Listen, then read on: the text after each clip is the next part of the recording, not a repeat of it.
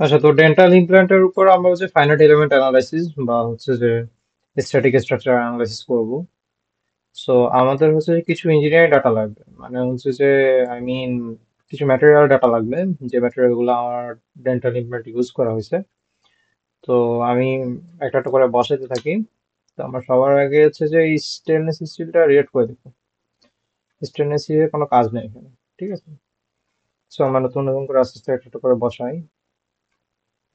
ওকে, so আমরা হচ্ছে যে এই তিনটা ম্যাটেরিয়াল নিয়ে কাজ করবো। একটা হচ্ছে ক্যান্সারাস বোন, দুইটি কর্টিক্যাল বোন, টাইটানিয়াম গ্রেড 4। আমাদের আসলে যে ডিজাইনটা আছে এই ডিজাইনটার মধ্যে তিনটা আলাদা আলাদা স্তর দেওয়া আছে আর কি, এই জন্য। সো সবার আগে যদি আমরা হচ্ছে ডিফাইন করতে চাই, টাইটানিয়াম গ্রেড 4 দিয়ে শুরু করি। টাইটানিয়াম গ্রেড 4 এর জন্য আমাদের ফিজিক্যাল প্রপার্টিস গুলো ইন্টিগ্রেট করা লাগবে। তো সবার আগে আমার ডেন্সিটি লাগবে। ডেন্সিটিতে ডাবল ক্লিক করলাম। দেন হচ্ছে যে আইসোট্রপিক ইলাস্টিসিটি, এটা হচ্ছে যে নিয়ে আসতে হবে। আইসোট্রপিক ইলাস্টিসিটির মধ্যে আন্ডার অনেকগুলো আছে। আচ্ছা, তারপর হচ্ছে যে tensile strength, compressibility strength, tensile ultimate strength. ঠিক আছে, এই তিনটা নিয়ে আসবো। এটা কেজি পার মিটার কিউবে থাকবে। বাকি সবগুলো হচ্ছে যে মেগা প্যাসকেলে যাবে।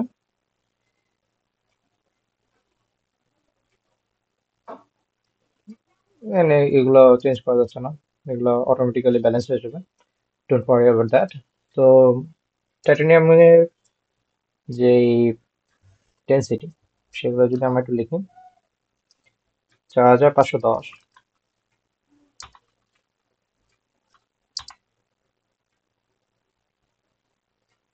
ওকে, তারপরে আসছে হচ্ছে যে ইয়াংস মডুলাস। ইয়াংস মডুলাসটা হবে হচ্ছে যে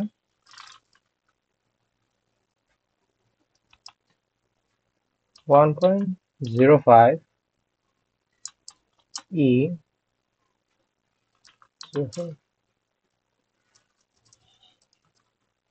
সরি,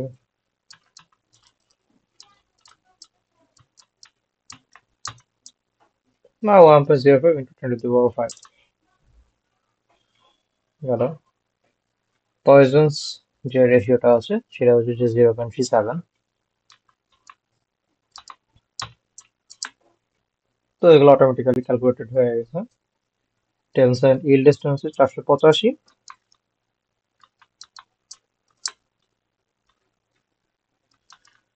485, 50। তো এরকম করে আমার হচ্ছে যে টাইটানিয়াম গ্রেড 4 একটা হয়ে গেল।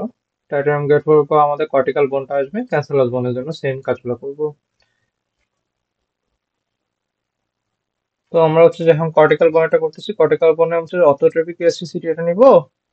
আর হচ্ছে যে মানে অর্থোট্রপিক বলতে আমাদের আরো কয়েকটা ভ্যালু হচ্ছে যে এক্সেসিভ আছে, যেটা এক্সেসিভ আমরা ডিভাইড করে নিচ্ছি জিনিসপাতিগুলোকে। আচ্ছা, তারপরে এখান থেকে হচ্ছে যে প্রথম চারটা নিব আমরা। ওকে, এই প্রথম চারটা, তো ভ্যালুগুলো লিখে আমি দেখাচ্ছি। সবগুলো মেগা মেগা প্যাসকেলে হবে, এটা হচ্ছে শিওর। ঠিক আছে, তো কর্টিক্যাল বানানোর জন্য এই ভ্যালুগুলো এরকম 1800, 17,800, এরকম করে করে হবে। মেগা প্যাসকেলে সবগুলো হবে ইউনিট। ক্যান্সারাস বানানোর জন্য সেম কাজ করবো। ক্যান্সারাস বানানোর ডেন্সিটি নিব। তারপর ডেন্সিটি সকলে থাকবে, এটাই স্বাভাবিক। অর্থোট্রপিক সেমলি আমরা প্রথম চারটাকে সিলেক্ট করবো।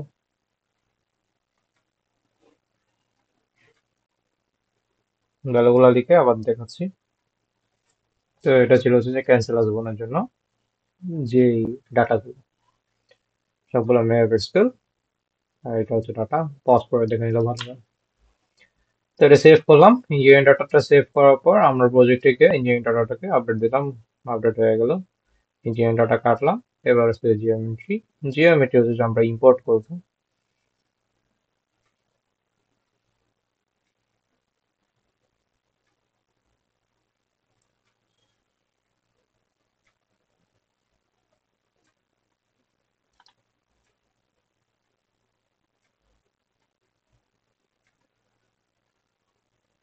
তারপর হচ্ছে যে আমরা মডেলে যাব এডিট করার জন্য।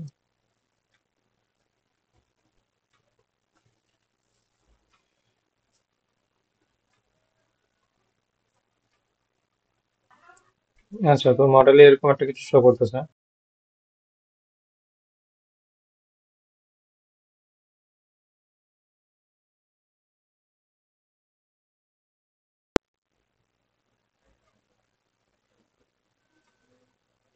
তো মডেলটা ইম্পোর্ট করার পর এখন যে কাজটা,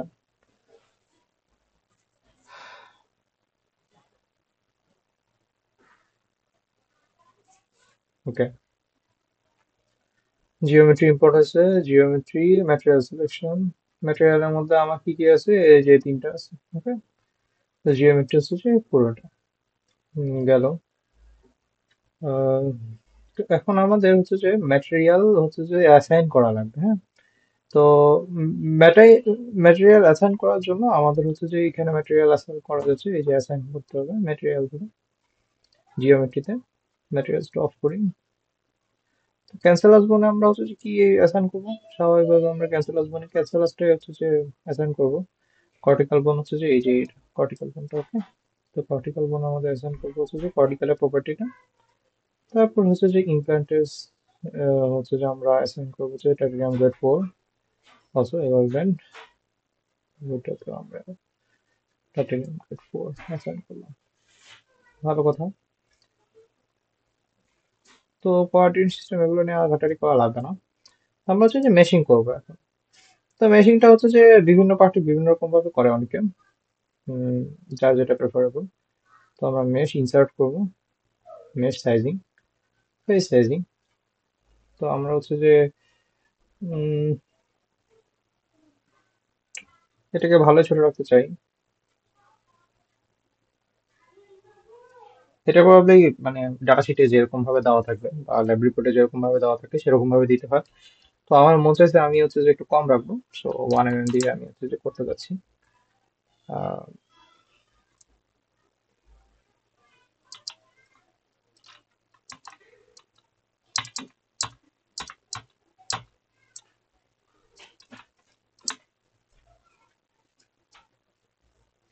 গেল। কোনটা কোনটা সিলেক্ট করবো আমরা, এই দুটোকে সিলেক্ট করবো।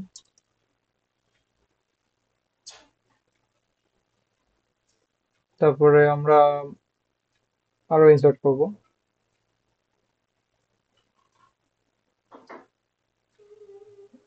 একটা নিবো সাইজিং। সেটা আমরা এই দুইটা ইনসার্ট করি। এটাতে আমরা একটু বড় দিই, যা মন চায়, সমস্যা নেই।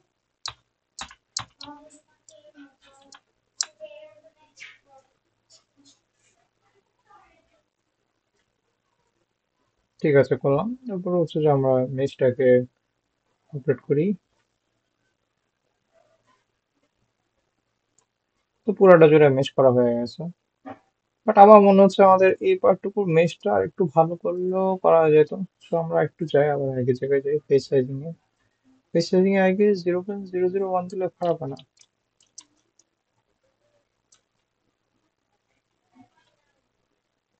এটা থাকে।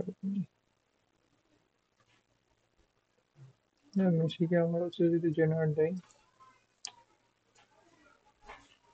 তো মেশিন যত ফাইন হবে তত হচ্ছে যে আমাদের অ্যানালাইসিসটা সূক্ষ্ম থেকে সূক্ষ্মতর জায়গায় গিয়ে পৌঁছাবে আর কি। হ্যালো।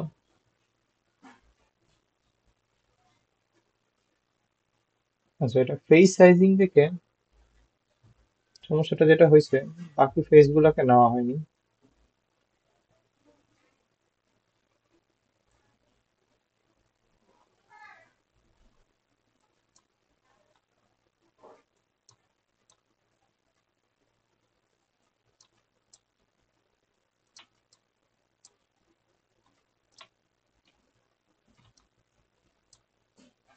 সবগুলো ফেসই সেম দিতে পারতাম, সমস্যা ছিল না। তো তো না,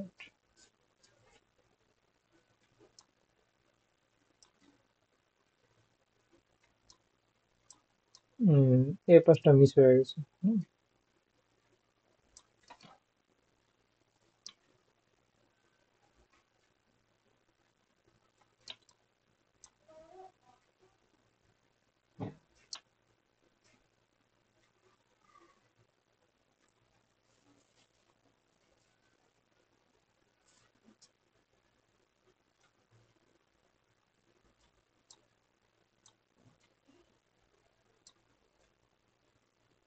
গেল মোটামুটি ভালোই হয়েছে।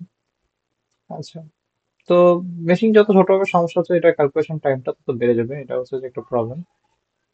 আর অর্ধেক হলে সমস্যা না আমাদের। আচ্ছা চলো, তারপর হচ্ছে যে আমরা অ্যানালাইসিস সেটিংসে যাবো। তো অ্যানালাইসিস সেটিংসে গিয়ে আমরা হচ্ছে যে 3 স্টেপে কাজটা করবো। 3টা স্টেপে দিলাম। তো 3টা স্টেপের জন্য আমার আলাদা আলাদা।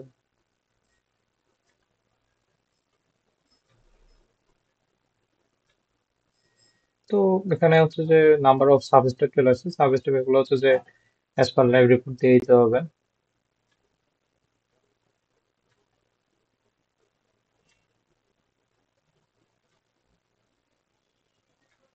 লাস্ট সিলেকশনটা অন করে দিতে হবে।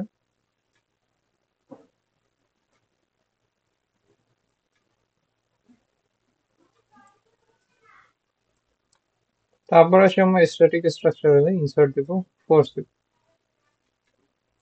তো ফোর্সটা হচ্ছে যে আমরা কোথায় দিব?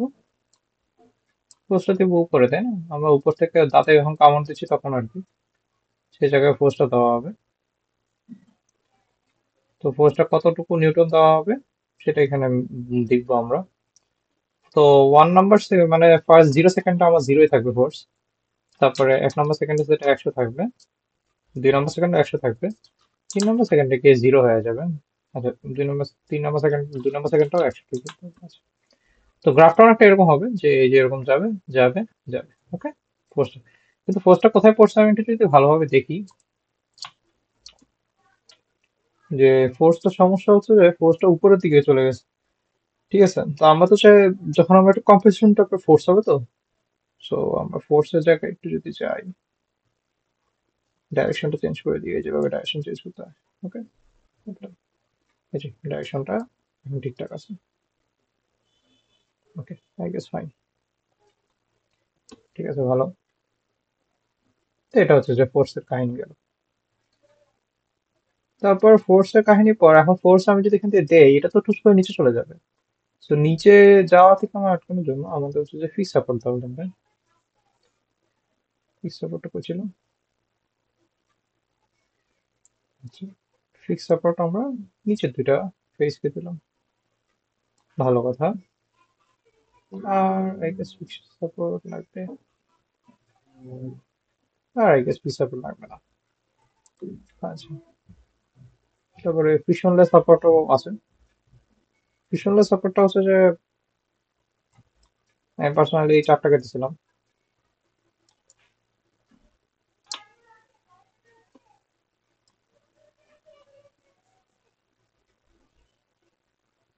আচ্ছা, তা আমাদের সকল শর্ত দেওয়া হয়ে গেছে যে স্ট্যাটিক স্ট্রাকচার অ্যানালাইসিস আমাদের কি কি লাগবে, মানে কি কি শর্ত আছে সব শর্ত দেওয়া হয়েছে। এবার হচ্ছে যে আমরা কি কি চাই সেটা দেখতে হবে। তো এবার হচ্ছে যে অ্যানালাইসিস সলিউশন আসুন, সলিউশনে আমরা ইনসার্ট দিব ডিফর্মেশন, টোটাল ডিফর্মেশন আমরা বের করতে চাই। ইনসার্ট দিব স্ট্রেন স্ট্রেস স্ট্রেস দিব, ইকুইভ্যালেন্ট ভন মিসেস দিব। তারপরে আমাদের যেহেতু গ্রাফ বের করতে বলছে, যে হচ্ছে যে স্ট্রেস ভার্সেস স্ট্রেইন, তাহলে স্ট্রেইনের গ্রাফটাও লাগবে। তারপরে আর কিছু আপাতত লাগবে না। প্রোব মাঝে মাঝে আমরা ইউজ করতে পারি, যে কোনো একটা পয়েন্টের ডিফরমেশন হ্যান্ড বের করার জন্য আমাদের হচ্ছে যে প্রোব মাঝে মাঝে ইউজ করতে পারি। তাই আমাদের সলভ দিলে মোটামুটি রেডি হয়ে যাওয়ার কথা আমাদের কাছে।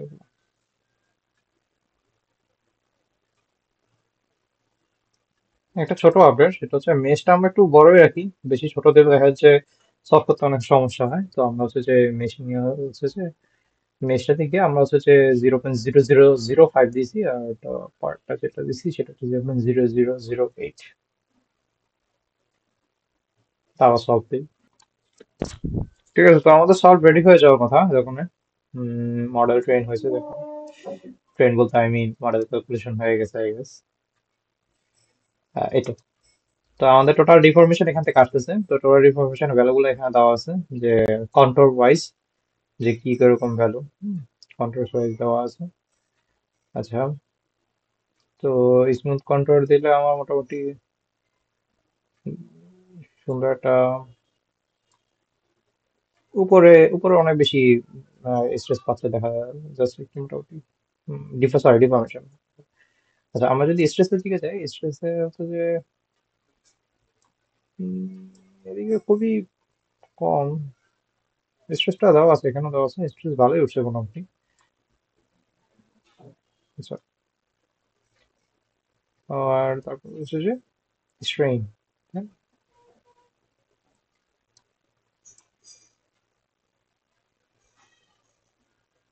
স্ট্রেইন এখানে আছে। আচ্ছা, তো বোঝা গেছে জিনিসগুলো হচ্ছে যে কিভাবে আসতেছে না আসতেছে।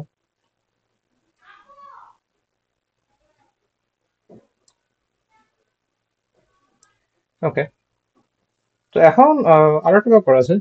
আচ্ছা, আমি হচ্ছে যে এখানে যা যা জিনিস দেখাইছি সবগুলো ভ্যালু কিন্তু একেবারে অ্যাপ্রক্সিমেট, খুব কিছু অ্যাপ্রক্সিমেশন ইউজ করে আমি ভ্যালুগুলো দেখাইছি। কিছু ফ্রিকশনলেস সাপোর্ট, ফ্রি সাপোর্ট, এগুলো হচ্ছে যে নিজের মতো বা নিজের থিঙ্কিং ওয়াইজ দিছি, সেগুলো কোনো রেফারেন্স ফলো করা হয়নি। সেগুলো রেফারেন্স কেউ যদি ফলো করতে চায় করতে পারে।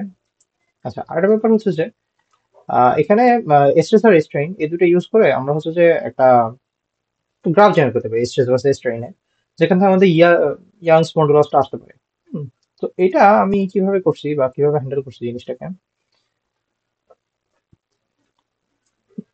এটা ছিল হচ্ছে যে স্ট্রেস ভার্সেস স্ট্রেইনের কার্ভ।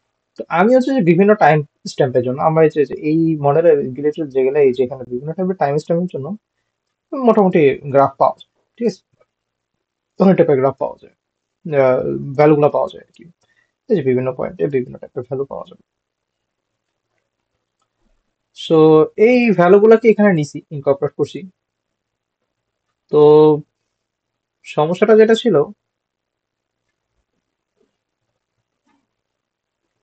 যে ইয়াংস মডুলাসটা কিভাবে আসবে, স্ট্রেস ভার্সেস স্ট্রেন করে আসবে। ঠিক আছে, তো এই যে সবগুলোর জন্য এখান থেকে চলে আসবে আর কি। এই আর কি।